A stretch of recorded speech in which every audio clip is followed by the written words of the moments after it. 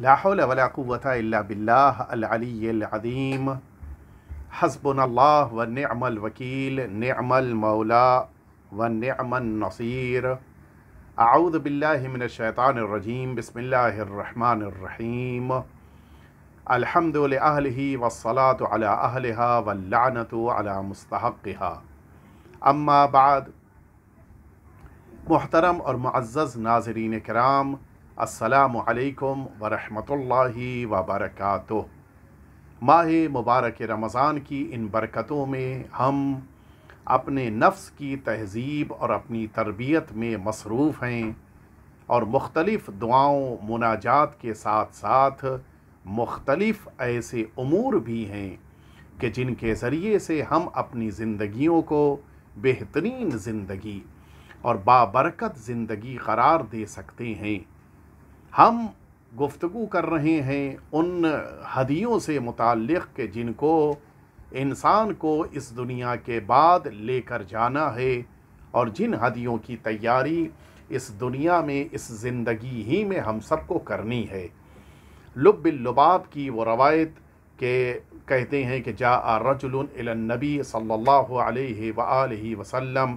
ایک شخص آیا حضور اکرم کے پاس اور آنے کے بعد کہتا ہے کہ اتأذن لی ان اتمنى الموت، کیا آپ مجھے اجازت دیتے ہیں کہ میں موت کی تمنا کروں؟ فقال، حضور اکرم نے فرمایا کہ الموت شیء لا بد منہ، موت یقینی ہے، وسفر طویل، اور ایک لمبا سفر ہے کہ جس پر جانا ہے۔ ینبغی لمن ارادہ ان یرفع 10 ہدایا، وہ انسان کے جو چاہتا ہو کہ اس موقع کے لیے جائے، ایسے موقع کے لیے اس کے پاس 10 ہدیے ہونے چاہیے۔ فقال ما ہی، اس نے پوچھا کہ یہ 10 کیا کیا ہیں؟ قال ہدیۃ عزرائیل و ہدیۃ قبر و ہدیۃ منکر و نکیر، ہدیۃ المیزان، ہدیۃ الصراط، ہدیۃ مالک، ہدیۃ رضوان و ہدیۃ النبی۔ حضور اکرم نے ان 10 موقعوں کے لیے مختلف ہدیوں کا تذکرہ فرمایا۔ آخر میں فرماتے ہیں کہ ایک ہدیہ تمہارے پاس ہدیۃ النبی کی شکل میں ہونا چاہیے۔ جس رسول، جس نبی کی نبوت اور رسالت کا اقرار کر کے تم مسلمان بنے ہو، ان کی خدمت میں بھی پیش کرنے کے لیے تمہارے پاس ہدیہ ہونا چاہیے، اور تم اس موقع پر جب حضور اکرم کی خدمت اقدس میں پہنچو تو تمہارا ہاتھ خالی نہ ہو، تمہارے پاس ہدیہ ہونا چاہیے۔ اور جس موقع کے اوپر پوچھا کہ یا رسول اللہ، یہ آپ کی خدمت میں کیا ہدیہ پیش کرنا ہے اور آپ کے لیے کیا ہدیہ لے کر جانا ہے، حضور اکرم نے فرمایا کہ اما ہدیۃ النبی فاربعۃ اشیاء، حضور اکرم کے لیے جس ہدیے کو لے کر جانا ہے وہ بھی 4 عدد ہیں، کہ جن میں سے فرماتے ہیں کہ پہلا ہدیہ ہے محبتہ، تمہارے دل میں نبی کریم صلی اللہ علیہ وآلہ وسلم کی محبت ہونی چاہیے۔ اس محبت پیغمبر کو تم اپنے ساتھ ہدیے اور گفٹ کی شکل میں لے کر جانا۔ یہ جو ہمارے دلوں میں نبی کریم کی محبت ہے، یہ جو ہمارے دلوں میں رسالت مآب کا انس ہے، وہ بڑی اہمیت رکھتا ہے۔ اسی لیے تمام امت مسلمہ کو یہ حکم دیا گیا ہے کہ اپنی نمازوں میں پیغمبر اسلام کو سلام کریں، السلام علیک ایھا النبی ورحمۃ اللہ وبرکاتہ۔ یہ جو رسالت مآب سے محبت کا ثبوت دینا ہے، یہ بہت اہم ہے۔ بہت سے ذہنوں میں تصور ہے کہ ہم نے پیغمبر اسلام سے تو پیغام پروردگار کو لے لیا، اب ہمیں پیغمبر اسلام سے کیا تعلق اور پیغمبر اسلام سے ہمارا کیا ربط؟ حقیقت یہ ہے کہ پیغام پروردگار کو وہ لے ہی نہیں پایا جس نے پیغام لانے والے کا احترام نہیں کیا۔ اللہ جب اپنے حبیب سے محبت کرتا ہے تو پھر اللہ سے محبت کرنے والوں کو اللہ کے حبیب سے بھی محبت ہونی چاہیے۔ فرمایا رسالت مآب صلی اللہ علیہ وآلہ وسلم نے کہ لا یؤمن عبد حتی اکون احب الیہ من نفسہ، کوئی مومن نہیں ہو سکتا، کوئی مومن، کوئی بندہ صاحب ایمان نہیں ہو سکتا جب تک کہ وہ اپنے سے زیادہ مجھ سے محبت نہ کرتا ہو،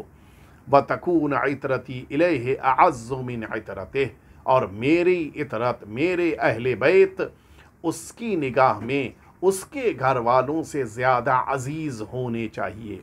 میرے اہل بیت خود اس کی اولاد سے زیادہ اسے عزیز ہونے چاہیے، اس کے خود گھر والوں سے زیادہ عزیز اس کی نگاہ میں میری بیٹی سیدہ، میرے بھائی علی اور ان کی اولاد، یہ اس کی نگاہ میں اپنی اولاد، اپنے آل سے زیادہ محبوب ہونے چاہیے۔ فرمایا کہ احب اللہ لما یغدوکم بہ من نعمہ، اللہ سے محبت کرو اس لیے کہ رب العزت نے تمہیں بے پناہ نعمتیں دی ہیں، وَأَحِبُّونِي لِحُبِّ اللَّهِ، اور اللہ کی محبت کی بنا پر مجھ سے محبت کرو، وَأَحِبُّ أَهْلَ بَيْتِي لِحُبِّي، اور میرے اہل بیت سے میری بنا پر محبت کرو۔ مجھ سے محبت ہے تو میرے گھر والوں سے، میرے اہل بیت سے، میری بیٹی سے، میرے بھائی سے، میرے نواسوں سے، ان سے بھی محبت کرو۔ میں عرض کروں روایات میں متعدد موقعوں کے لیے وارد ہوا ہے کہ پیغمبر اسلام کی محبت کو اللہ بڑی اہمیت دیتا ہے۔ میں عرض کروں ساری تاریخ آپ کی نگاہوں میں ہے کہ کس طرح سے جناب یوسف اور زلیخا کے درمیان ایک خاص مرحلہ ہے کہ جس میں جناب یوسف اس مقام اور منصب تک پہنچ گئے اور زلیخا کو پروردگار نے اتنی بڑی سزا دی کہ وہ حاکم تھی ایک زمانے میں، اور اب نوبت یہ ہے کہ وہ کنیزوں سے بدتر زندگی گزار رہی ہے۔ روایت میں ہے ہمارے چھٹے امام جعفر صادق علیہ السلام فرماتے ہیں کہ جب زلیخا اس یوسف کے دربار میں، جب وہ عزیز مصر تھے، جب ملنے کے لیے پہنچی ہیں، تو اس موقع کے لیے پورا واقعہ میرے آقا نے فرمایا کہ استاذنت زلیخا علی یوسف، زلیخا جو اس وقت تک بہرحال جناب زلیخا نہیں بنی تھی، وہ صرف زلیخا کے رتبے پر تھیں، ابھی ان کو نہ عزت ملی ہے، نہ مقام ملا ہے، نہ اللہ نے ان کو پسند کیا ہے، نہ نبی پروردگار کو ان سے عقد کرنا ہے، پہنچی جناب یوسف کے دربار میں، فقیل لہا، کہا گیا کہ انا نکرہ ان نقدم بکی علیہ لما کان منکی الیہ، وہ جو تم نے برائیاں کی، خرابیاں کی، بدبختیاں اور نہ جانے کتنے ظلم ڈھائے یوسف کے اوپر کے جناب یوسف کو تم نے زندان میں ڈالا، پسند نہیں ہے کہ تم ان کے سامنے پہنچو۔ قالت انی لا اخاف من یخاف اللہ، جس کے دل میں اللہ کا ڈر ہے اب مجھے اس سے کسی قسم کے شر کی امید نہیں ہے، جانتی ہوں کہ جو اللہ سے ڈرتا ہے وہ کبھی بندوں پہ ظلم نہیں کرتا، مجھے ایک بار جانے دو، ملنے دو۔ فلما دخلت قال لہا، جس موقع کے اوپر زلیخا اندر داخل ہوئیں، جناب یوسف بیٹھے ہیں، اپنے تخت کے اوپر تشریف فرما ہیں، اور زلیخا سامنے آ کر پہنچی۔ قال لہا، جناب یوسف نے زلیخا کو دیکھ کر آواز دی، یا زلیخا مالی اراکی قد تغیر لونکی، کیا ہو گیا، تمہارے چہرے کا رنگ بدل چکا ہے، آخر وجہ کیا ہے؟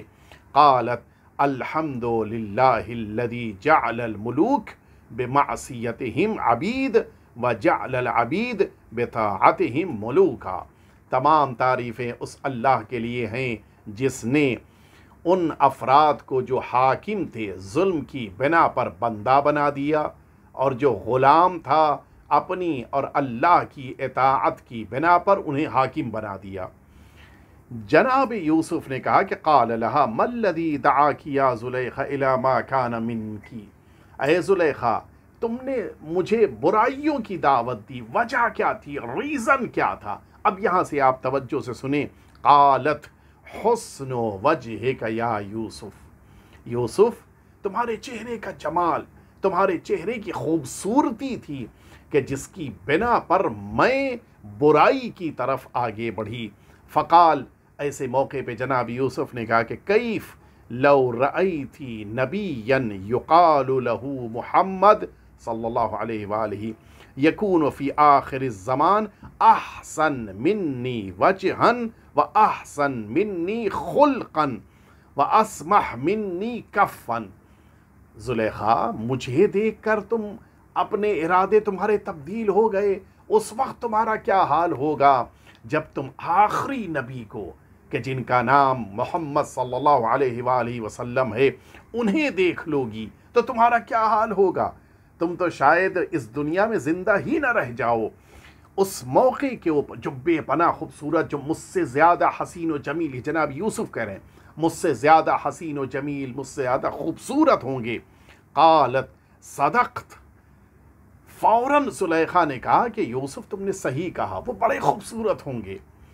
جناب یوسف کو بڑا تعجب ہوا کہ ابھی تو میں نے بات کو پورا بھی نہیں کیا تھا اور یہ کہہ رہی ہیں کہ یقیناً یوسف تم صحیح کہہ رہے ہو، میں تو نبی پروردگار ہوں، میرے پاس تو اللہ کی وحی ہے، مجھے تو خبر ہے کہ آخری پیغمبر کا حسن و جمال کیا ہوگا، زلیخا کو کہاں سے خبر ہو گئی؟ بڑا تعجب ہوا جناب یوسف کو۔ اس موقع کے اوپر جناب یوسف نے پوچھ لیا کہ کیف علمتی انی صدقت، زلیخا تمہیں کیسے پتا چلا کہ میں سچ بول رہا ہوں؟ شاید ہو سکتا ہے کہ میں نے یوں ہی کہہ دیا ہو، تمہیں کیا پتا کہ اس آخری نبی کے پاس حسن و جمال کتنا ہوگا؟ قالت لأنک قد ذکرتہ وقع حبہ فی قلبی، اس لیے میں نے تمہاری بات کی تصدیق کی اے یوسف کہ تم نے جب تذکرہ کیا تو میرے دل میں ان کی محبت پیدا ہو گئی، اس سچی محبت سے مجھے پتا چلا کہ تمہاری بات سچ ہے، تمہاری بات صحیح ہے۔ اب آپ یہاں سے سنیں، فَأَوْحَى اللَّهُ تَعَالَى إِلَى يُوسف، پروردگار نے جناب یوسف کو وحی فرمائی، انہا قد صدقت، سچ کہہ رہی ہے۔ جناب یوسف سے پروردگار نے کہا کہ یہ زلیخا 100% صحیح کہہ رہی ہے، انی قد احببتہا، مجھے بھی زلیخا ٹھیک لگ رہی ہے، اچھی لگ رہی ہے، لحبہا محمدًا صلی اللہ علیہ وآلہ وسلم، اس لیے کہ زلیخا کے دل میں رسالت مآب کی محبت پائی جا رہی ہے۔ فَأَمَرَهُ اللَّهُ تَبَارَكَ وَتَعَالَى أَن يَتَزَوَّجَهَا، اس بنا پہ پروردگار نے زلیخا سے عقد کرنے کے لیے جناب یوسف کو حکم دیا۔ اس کے معنی ہیں اگر اللہ کی رضایت والا عقد کسی کو چاہیے ہے تو ایسا گھر تلاش کرے جہاں پر رسالت مآب اور اہل بیت کی محبت پائی جاتی ہے۔ وہ افراد کہ جن کے دلوں میں اہل بیت اور رسالت مآب کی محبت نہیں ہے، اس جگہ شادی کو اللہ پسند نہیں کرتا۔ آپ نے غور فرمایا، انسانوں کو رسالت مآب سے محبت کرنی چاہیے، اور رسالت مآب سے محبت ہی کی بنا پر لوگوں کے درمیان محبتیں اور لوگوں کے درمیان ولایتیں قائم ہوتی ہیں۔ یہ تھا ایک مرحلہ کہ رسالت مآب کے لیے گفٹ لے کر جائے خود رسالت مآب کی محبت کو۔ دوسرا گفٹ یہ ہے کہ جب رسالت مآب کی خدمت اقدس میں حاضر ہو، اس موقع پر انسان کے پاس ایک دوسرا ہدیہ بھی، 4 ہدیے ہیں، دوسرا ہدیہ بھی ہونا چاہیے۔ وہ دوسرا ہدیہ کیا ہے؟ فرماتے ہیں اس کے پاس محبت و اہل بیت،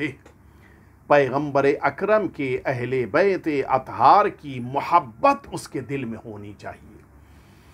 یہ جو قلبی محبت ہے پیغمبر اسلام کے اہل بیت اطہار سے، یہی وہ چیز ہے جو پیغمبر اسلام کی خدمت میں بطور گفٹ انسان پیش کرے گا۔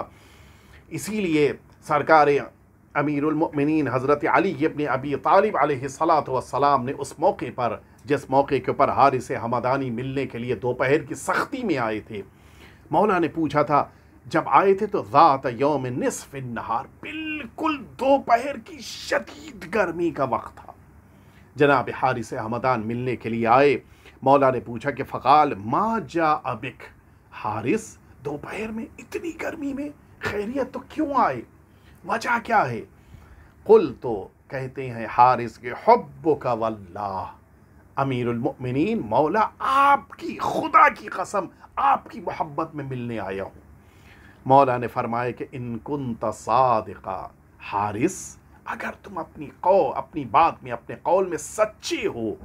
لترانی فی 3 مواطن، تو پھر یاد رکھنا امیر المؤمنین کو تم 3 جگہوں پر پاؤ گے۔ ایک دفعہ سختیوں میں امیر المؤمنین سے ملنے آئے، 3 جگہوں پر امیر المؤمنین ملنے آئیں گے۔ کیا اس سے زیادہ کوئی محبت کرنے والا دنیا میں ہو سکتا ہے؟ فرماتے ہیں وہ 3 جگہیں حیث تبلغ نفسک ہذہ، مولا نے یہ کہتے کہتے اپنے گلے تک اشارہ کیا، جب تمہاری روح تمہارے وجود سے علیحدہ ہو رہی ہوگی، علی تمہاری ملاقات کے لیے، تمہاری مدد کے لیے آئے گا۔ وعند الصراط، جس موقع کے اوپر پل صراط سے تمہیں گزرنا ہوگا، کوئی تمہارا مددگار نہیں ہوگا، لیکن امیر المؤمنین تمہاری مدد کرنے آئیں گے۔ وعند الحوض، اور اسی طرح سے حوض کوثر پہ کون ہے جو تمہیں لے جا کر پانی پلائے گا؟ کون ہے جو تمہاری پیاس کو بجھائے گا؟ کون ہے جو تمہیں سیراب کرے گا؟ کہ علی آئیں گے۔ اس موقع پہ امیر المؤمنین تمہاری مدد کرنے کے لیے آئیں گے۔ مولا فرما رہے ہیں اس کے معنی ہے کہ انسان اگر امیر المؤمنین کی محبت سے اپنے دل کو پر کر لے تو امیر المؤمنین اس موقع پر اس کی مدد کرنے آتے ہیں جب کوئی دنیا کی طاقت اس کی مدد نہیں کر سکتی ہے۔ اور اسی لیے جس موقع کے اوپر آنے والا آیا اور چھٹے امام جعفر صادق علیہ السلام سے یہ جملہ کہتا ہے کہ فرزند پیغمبر، اس حال میں نے گھر کو چھوڑا ہے کہ گھر کی چھت گر رہی ہے، دیواریں ٹوٹ رہی ہیں، جو میرے لیے سایہ بن گیا تھا وہ گھر ختم ہو رہا ہے، بچوں کے پاس پہننے کے لیے لباس نہیں ہے، کھانے کے لیے غذا نہیں ہے، مولا بالکل فقیر ہوں۔ مولا نے فرمایا کہ امیر ہوتے ہوئے خود کو فقیر کہتے ہو؟ مولا جس کے پاس گھر رہنے کے لیے نہ ہو، پہننے کو لباس نہ ہو، کھانے کو غذا نہ ہو، وہ امیر ہوتا ہے۔ مولا نے فرمایا کہ یہ سامنے پہاڑ موجود ہے، اگر یہ پہاڑ سونے کا ہو جائے، پورا پہاڑ سونے کا، اور تم سے کوئی کہے کہ اس پہاڑ کو لے لو اور چھٹے امام جعفر صادق علیہ السلام کی محبت کو اپنے دل سے نکال دو، تم محبت کو اپنے ساتھ رکھو گے، پہاڑ کو چھوڑ دو گے، یا سونے کے برابر پہاڑ کو لے لو گے، محبت کو ترک کر دو گے؟ کہا مولا یہ نہیں ہو سکتا، میں دنیا کی دولت کو ٹھکرا سکتا ہوں لیکن آپ کی محبت کو نہیں چھوڑ سکتا۔ مولا نے فرمایا کہ اس کے معنی ہے تمہارے پاس جو دولت ہے اس کا مقابلہ سونے کا پہاڑ بھی نہیں کر سکتا۔ یہ جو محبت اہل بیت اطہار ہے وہ سب سے بڑی دولت ہے، اس سے بڑی کوئی دولت نہیں ہو سکتی، اور یہی وہ دولت ہے کہ جسے لے کر انسان حضور اکرم صلی اللہ علیہ وآلہ وسلم کی خدمت اقدس میں جب میدان محشر میں پہنچے گا تو حاضر ہوگا۔ لہٰذا وہ 4 محبتیں کہ جنہیں لے کر انسان رسالت مآب کے سامنے حاضر ہوگا، ان میں سے پہلی محبت رسالت مآب کے لیے ہے، دوسری شے جو ہدیہ بنے گی وہ اہل بیت اطہار کی محبت ہے، اور باقی 2 امور ہیں کہ جسے انشاءاللہ کل آپ کی خدمت میں اسی وقت عرض کیا جائے گا۔ اور یہ چلیے پروردگار کی بارگاہ میں چلیں، دعا کریں کہ پروردگار ان مبارک اور مسعود دنوں میں، راتوں میں تیری بارگاہ میں دعا ہے کہ ہم سب کے آقا اور مولا سرکار ولی عصر کے ظہور پر نور میں تعجیل فرما، اور وہ تمام افراد کہ جو حضرت کے ظہور کے لیے دعائیں کر رہے ہیں ان سب کی تمام دلی مرادوں دعاؤں کو قبول فرما۔ پروردگار یہ کورونا وائرس جس سے تمام انسانیت پریشان ہے، اس سے اس روئے زمین کو پوری طرح سے پاک صاف فرما، اور ہم سب کو اس بیماری سے محفوظ فرما۔ وصلی اللہ علی سیدنا محمد وآلہ الطیبین الطاہرین۔